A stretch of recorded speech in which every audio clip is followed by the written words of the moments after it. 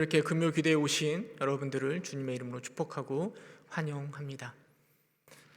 코로나로 우리의 삶이 이렇게 망가진 지가 벌써 1년이 다 되어가는 것 같아요. 작년 설이 끝나고 나서 코로나가 많이 이렇게 퍼져나가다가 벌써 새로운 설을 앞두고 있습니다. 1년이라는 세월이 흘러갔지만 나아진 것은 별로 없어 보입니다. 여전히 우리는 불안 가운데 살아가고 있고 그 끝이 보이지도 않습니다. 혼돈과 또 여러 가지 어려움 속에서 우리는 계속 살아가고 있습니다. 앞으로 우리의 삶이 어떻게 변화될까 하는 걱정도 됩니다. 비대면 시대에 벌써부터 많은 것들이 변화되었습니다. 익숙하지 않은 것들로 대처되고 있습니다. 교회도 마찬가지입니다. 이제는 성전에서 드리는 예배보다 온라인으로 유튜브를 통해서 드리는 영상 예배가 더 익숙해져 가는 것 같습니다. 아니, 익숙하진 않지만 익숙해져야 할 것 같습니다. 모임도 이제는 직접 만나기보다는 줌으로 또 영상으로 또 전화로 만날 수밖에 없습니다. 교회에서 사역을 하다 보면 병원 신방도 하고 결혼식장도 가고 장례식장도 가야 되는데요, 그 모습도 그 문화도 많이 변화되었습니다. 최근에 이 성도의 장례식장을 가면은요, 우리 상주분 되시는 분은 아무것도 대접하지 못해서 죄송해하고 우리는 가서 예배조차 드릴 수 없어서 또 안타까워하는 실정입니다. 새로운 삶 속에서 우리는 어떻게 적응하며 살아가야 할지가 고민입니다. 특별히 저는 이 코로나 시대에 이 믿음에 대해서 더 많이 고민하게 되는 것 같습니다. 뉴노멀 시대라고 이야기하는데요, 일상적인 것들이 이제는 다 사라져버리고 전혀 일상적이지 않던 것들이 이제는 일상이 되어버린 이 세상 가운데 여러분, 우리의 믿음을 어떻게 드러내고 어떻게 보여주어야 할까요? 사실 믿음을 이야기할 때 저는 항상 고민이 되는 것이 믿음의 주체인 내가 믿음의 주체잖아요. 믿음의 주체인 나와 믿음의 근원이 되시는 은혜, 그 사이에서 어떤 선을 그어야 할 것인가, 이것이 항상 고민인 것 같습니다. 사실 믿는 건 나입니다. 내가 하나님을 믿고 있습니다. 그 믿음을 따라 내가 행동하고 있고 모든 것을 행하는 사람은 결국 나입니다. 내가 예배에 참석하고 있고 물질을 드려 헌금을 드리고 있는 것이고 교회에서 봉사도 결국은 내가 하는 것이죠. 근데 성경은 언제나 이 믿음의 근원에 대해서 은혜를 이야기하고 있습니다. 믿음의 주체가 나이긴 하지만 내가 믿음을 가진 것은 나 때문이 아니라 하나님의 은혜 때문에 내 안에 믿음이 시작되었다, 이렇게 말하는 거죠. 에베소서 2장 8절 말씀 함께 읽어보도록 하겠습니다. 에베소서 2장 8절, 너희는 그 은혜에 의하여 믿음으로 말미암아 구원을 받았으니 이는 너희에게서 난 것이 아니요 하나님의 선물이라. 성경은 분명하게 우리에게 이야기합니다. 하나님의 선물이고 은혜인 믿음에 대해서, 믿음의 근원은, 그리고 믿음으로 말미암은 구원의 근거는 절대 내가 아니라 하나님의 은혜이고 선물이다, 이렇게 이야기합니다. 그러나 여전히 그 믿음을 가지고 살아가는 것은 나입니다. 믿음의 근원인 하나님의 은혜, 그리고 믿음의 주체인 나 사이의 관계를 어떻게 정립하고 이해할 것인가, 이게 늘 고민인 거죠. 코로나 이전 시대에 믿음의 근원이든 믿음의 주체이든 그것과는 상관없이 우리는 무조건 종교적인 열심을 통하여서 그 믿음을 드러냈습니다. 하나님이 주시는 은혜를 따라 열심히 교회를 섬겨왔습니다. 하나님 주시는 은사를 따라 교회 한 지체가 되어서 열심히 섬기며 내 믿음을 세워갔습니다. 코로나 이전 시대, 그게 우리의 믿음의 모습이었습니다. 근데 코로나가 닥치고 나서부터 우리는 비대면 시대에 살아가고 있습니다. 종교적인 열심은 고사하고 주일에 성전에서 예배 드리는 것조차 힘든 시절을 보내고 있습니다. 감사하게도 이제 70명까지 대면 예배를 허락하여서 우리가 함께 예배를 드리고 있긴 하지만 아직 우리 성에 차지는 않는 것 같습니다. 이런 코로나 시대에 손발이 다 묶여 믿음을 실천할 수 없는 이때에 우리는 우리의 믿음이 무엇인지 다시금 생각해 봐야 될 것 같습니다. 믿음의 주체인 나는 믿음의 근원인 은혜를 통하여 가지게 된 이 믿음을 어떻게 드러내야 할 것인가, 하나님이 원하시는 믿음은 도대체 무엇인가 고민해야 될 것이죠. 오늘 이 본문의 말씀을 통해서 이 코로나 시대에 우리의 믿음을 다시금 생각해보고 은혜를 나누고자 합니다. 오늘 사도 바울은 하나님을 믿는 그리스도인들에게 또 오늘을 사는 우리들에게 이렇게 말합니다. 2장 1절에 나의 자녀들아 내가 이것을 너희에게 쓰면 너희로 죄를 범하지 않게 하려 함이라 이렇게 이야기합니다. 나의 자녀들아 라는 표현은요 사도 요한이 즐겨 사용하던 표현인데요, 이 말은 편지를 받는 사람을 향한 깊은 관심과 사랑이 담겨져 있는 것입니다. 그 사랑하는 자들을 위하여서 요한일서를 지금 기록하고 있는데 그 기록한 목적이 너희로 하여금 죄를 범하지 않도록 하기 위함이라 라고 이야기하고 있는 거죠.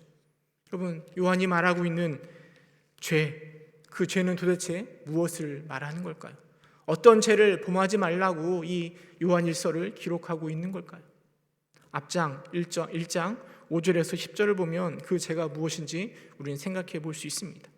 1장 5절에 보면 하나님은 빛이시다라고 요한이 이야기합니다. 그리고 6절에 보면 빛 대신 하나님과 사귐이 있다면이라고 말하고 있는데요, 이 사귐이라는 단어가 코이노니아입니다. 우리가 많이 들어본 단어이죠. 코이노니아. 이 사귐 코이노니아의 문자적인 의미는 공유하다라는 의미입니다. 이는 복음에 대한 믿음과 순종을 통하여서 하나님과 연합된 공유하고 있는 우리의 모습을 말하는 것입니다. 이런 하나님과의 사귐이 있다고 한다면 우리는 더 이상 어두움 가운데 행하거나 진리를 행하지 않을 수 없는 것이죠. 마치 어두운 방 안에 촛불이 켜지면 그 방 안의 어두움이 다 사라지는 것처럼 우리가 하나님과 사귐이 있다면 우리 안에 있는 그 어두움은 빛 대신 하나님으로 인하여서 다 사라지는 것입니다. 하나님과 사귐이 있다고 말하면서 어둠 가운데 행하는 죄로 인하여 요한은 지금 이 편지를 쓰고 있는 것입니다. 근데 8절에 보면 요한이 또 이렇게 이야기합니다. 만일 우리가 죄가 없다고 말하면 스스로 속이고 또 진리가 우리 속에 있지 아니할 것이요 라고 이야기합니다. 죄 없이 빛 가운데서 행하라 라고 말해놓고 우리가 죄가 없다면 스스로 속이는 것이라 라고 말하고 있습니다. 좀 이상하죠? 하지만 요한이 생각하고 있는 것은 우리가 하나님과 사귐이 있어서 죄가 없어야 되지만 여전히 우리가 죄인임을 요한이 우리에게 말해주고 있습니다. 그리고 9절에 이렇게 이야기하는 거죠. 우리 9절 말씀, 요한일서 1장 9절 말씀 함께 읽어보도록 하겠습니다. 만일 우리가 우리 죄를 자백하면 그는 미쁘시고 의로우사 우리 죄를 사하시며 우리를 모든 불의에서 깨끗하게 하실 것이요. 사귐이 있어도 여전히 우리는 죄악 가운데 거합니다. 그 죄악 가운데 가만히 있지 말고 회개하라라고 요한이 우리에게 말해주고 있습니다.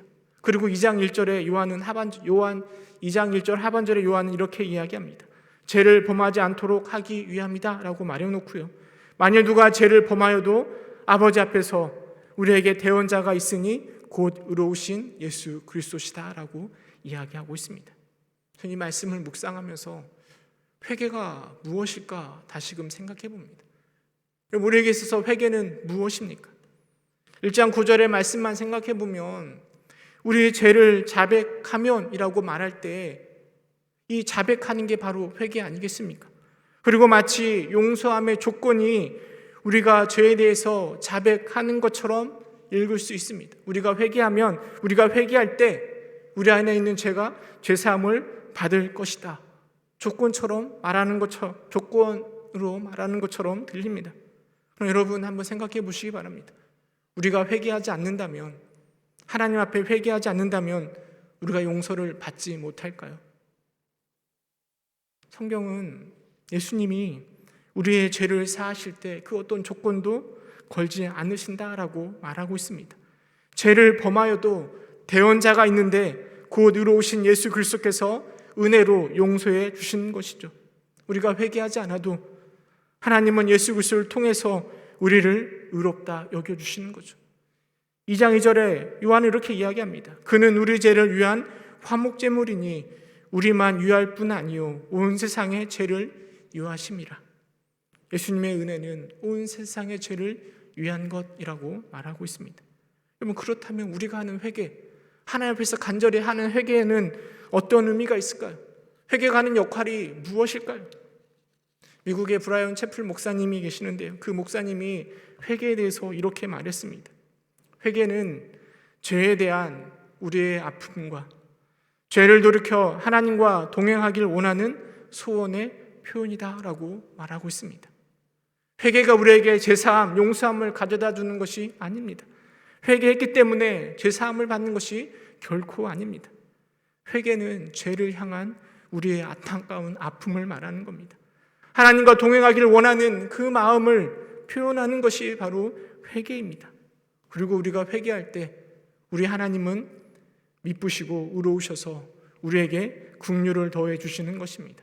그래서 우리의 대언자 되신 예수 그리스도의 은혜를 통해서 우리를 모든 불의에서 깨끗하게 해주시는 것이죠.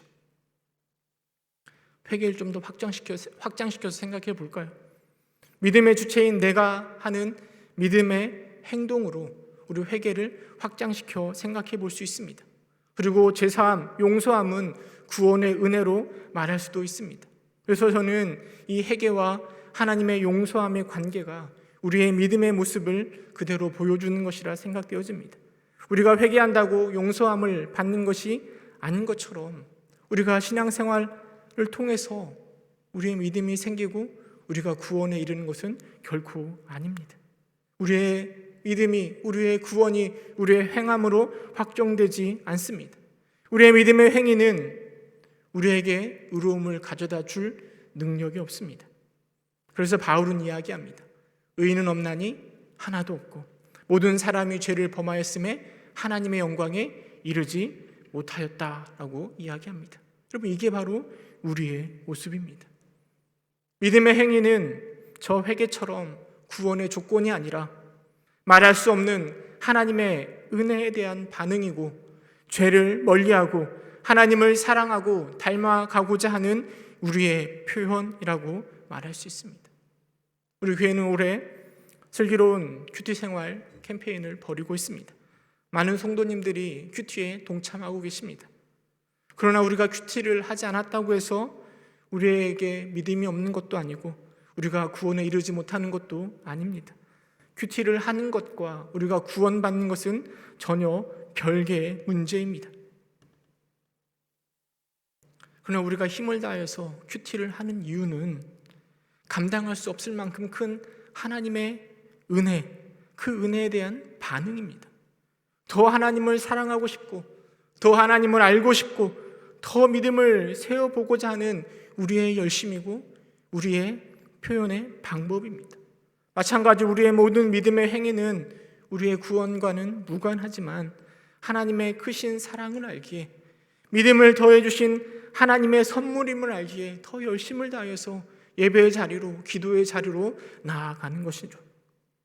그리고 하나님은 이런 우리의 열심을 바라보면서 우리의 큐티하는 모습을 바라보면서 힘을 다하여 기도하고 예배하는 모습을 바라보면서 우리 하나님은 미쁘시고 의로우셔서 우리에게 더 큰 믿음을 더해 주시는 것입니다.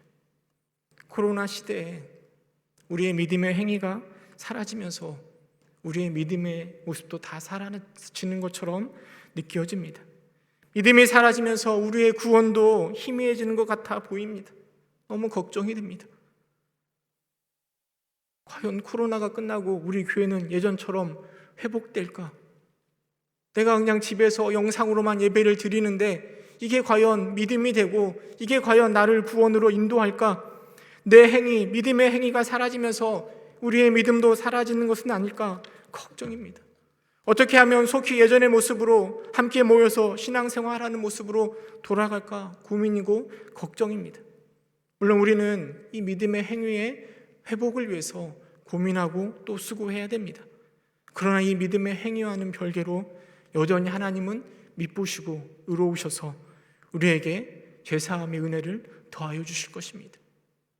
영상으로 예배를 드리던 성전에서 예배를 드리던 하나님 우리에게 영생하도록 하는 양식 곧 생수를 부어 주실 것입니다. 이것이 바로 우리가 가지고 있는 믿음이라는 것이죠.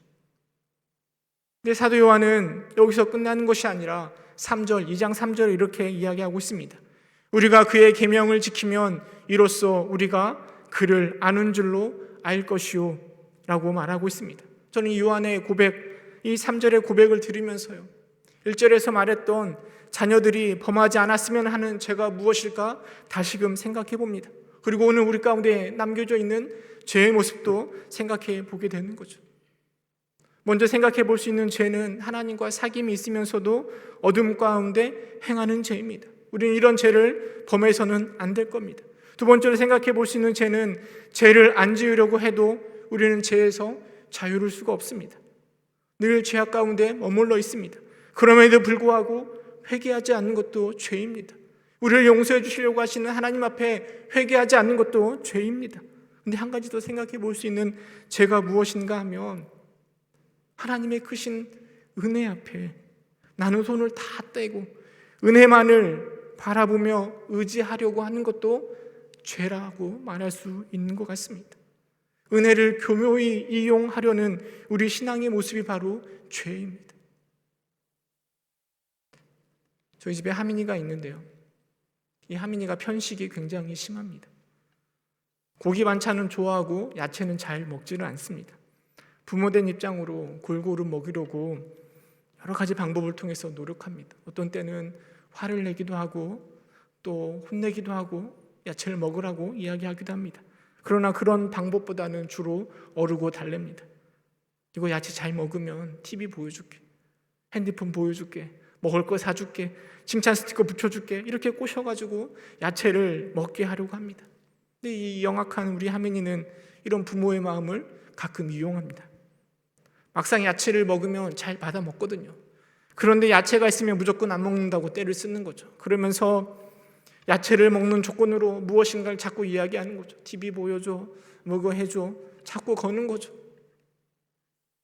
여러분, 은혜 앞에서 우리가 이런 죄를 범하고 있지는 않습니까? 로마서에 보면 어떤 자들은 더 은혜를 누리려고 죄를 짓는 사람들도 있습니다.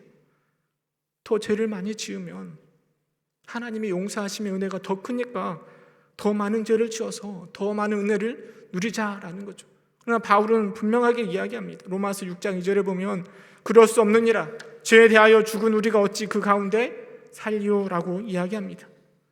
요한의 고백도 저는 동일하다고 생각합니다. 우리가 그의 계명을 지키면 이로써 우리가 그를 아는 줄로 알 것이요. 안다라는 것이 무엇이겠습니까? 앞에서 말한 하나님과의 사귐을 말하는 것이고, 안다라는 것은 하나님을 믿고 그와 연합됨을 말하는 것입니다. 그런데 4절에 보면 그를 아노라 하고, 그를 안다라는 건 하나님과 연합하여 그 하나님의 은혜를 안다라는 거죠. 믿음의 근원이 되신 하나님의 그 크신 은혜를 아는 겁니다. 그런데 그 은혜를 알고 있음에도 불구하고 계명을 지키지 않는 거죠. 그런 자는 거짓말하는 자이고 진리가 그 속에 있지 않은 자라고 말하고 있습니다. 은혜가 얼마나 큰지 너무나 잘 알고 있음에도 불구하고 그 은혜를 힘입어 은혜로 다 구원받았는데 뭘 내가 계명을 지키는가 생각하면서 계명을 전혀 지키지 않는 그 죄가 오늘 우리 가운데 남아있는 것은 아닌가, 우리의 모습을 생각해 봐야 됩니다. 믿음의 근원인 하나님의 은혜는 나로 하여금 믿음을 가지고 구원의 기쁨을 누리게 합니다. 그러나 그 구원의 기쁨은 은혜가 있으니 나는 가만히 있어야지, 나는 아무것도 하지 말고 가만히 있어야지, 이렇게 이야기하는 것이 아니라 그 구원의 기쁨, 그 은혜의 기쁨은 우리로 하여금 반응하게 합니다. 나로 하여금 반응하면서 하나님의 계명을 지키게 하는 것입니다. 어떻게 하면 나에게 이렇게 큰 은혜를 주신 하나님을 기쁘시게 할까 고민하고 행동하게 합니다. 그리고 열심 속에서 하나님의 말씀에 순종하는 것이죠.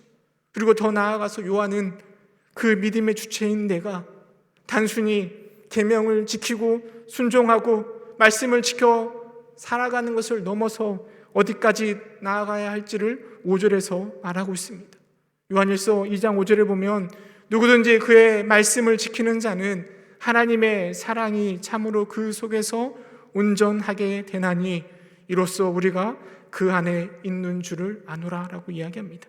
그 말씀을 지키는 자는 하나님의 사랑이 참으로 그 속에서 온전하게 된다라고 이야기하고 있습니다. 하나님의 말씀을 지키는 자는 매일 주일 성수하고 헌금을 11조를 이만큼 드리고 그 행위를 말하는 것이 아니라 요한은 그 말씀을 지켜 그 끝이 그 믿음의 종착역이 내 안에 하나님의 사랑이 참으로 온전해지는 것이라고 우리에게 분명하게 말하고 있습니다.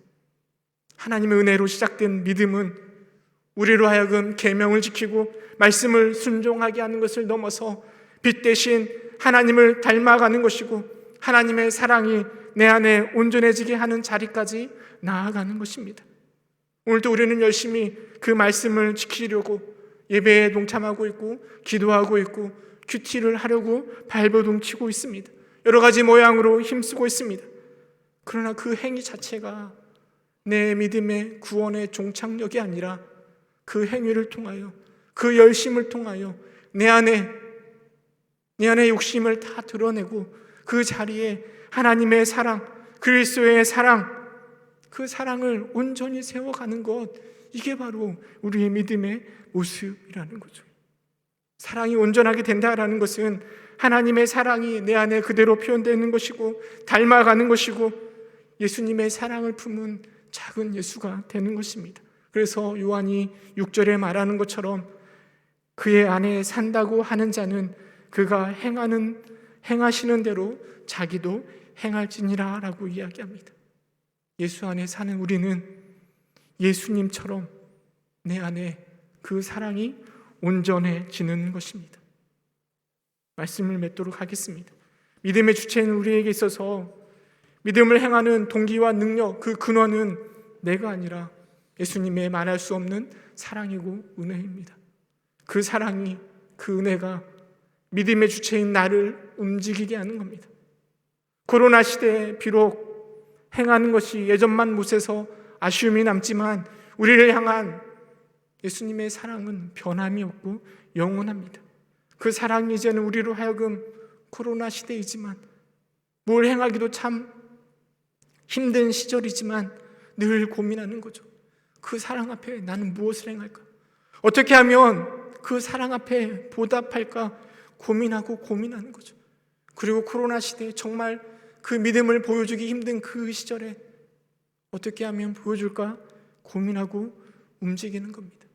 그냥 행함이 단순히 그 행위를 통하여 그 말씀을 지키는 것을 통하여 내 믿음을 보여주는 것으로 끝나는 것이 아니라 그 행함을 통하여 내 안에 믿음을 세우는 그 마지막 자리까지 끊임없이 나아가게 하는 것입니다. 그렇다면 오늘 우리는 나의 믿음의 모습에 대해서 다시금 고민해 봐야 될 것입니다. 우리 하나님은 내 안에 믿음을 통하여서 온전한 사랑이, 내 안에 사랑이 온전해지길 원하시는데 우리가 가진 사랑의 모습은 어떠합니까? 사랑의 조건과 이유를 너무 따지고 있지는 않습니까? 거룩과 경건의 모양을 잘 가지고 있고 열심을 내고 있긴 하지만 하나님의 사랑이 내 안에서 참으로 온전해지는 것은 너무나 거리가 먼 이 신앙의 모습을 보여주고 있지는 않습니까? 코로나가 우리로 하여금 하나님을 사랑하는 것도 내 이웃을 사랑하는 것도 참 힘들게 만들고 있습니다. 뭘 하기가 참 어렵습니다. 그러나 이 시대가 정말 그 사랑이 필요한 때가 아닐까 생각되어집니다. 너무 사랑하기 힘든 시절이지만 역설적으로 더 사랑하기 좋은 때가 바로 이 시절이라 저는 생각합니다. 올해도 우리는 코로나로 인하여서 행동하는 것에 있어서 하나님을 사랑하고 이웃을 사랑하여 내 안에 주님이 말씀하신 그 사랑을 온전하게 하는 것에 있어서 어려움이 많을 것입니다. 그러나 그렇다고 해서 여러분 은혜만 바라보면서 우리가 가만히 있을 수는 없는 거죠. 예수 안에서 사는 우리는 그 행하시는 대로, 예수님이 행하시는 대로 나도 어떻게 행할까 둘러보고 살펴보고 그것을 실천해야 됩니다. 큐티를 하든 무엇을 하든 열정적으로 도전하시기 바랍니다. 더 많이 고민하고 실천하셔서 내 안에 하나님의 사랑이 온전히 세워지는 믿음의 사람 여러분들 되시기를 주님의 이름으로 축원합니다. 함께 기도하겠습니다.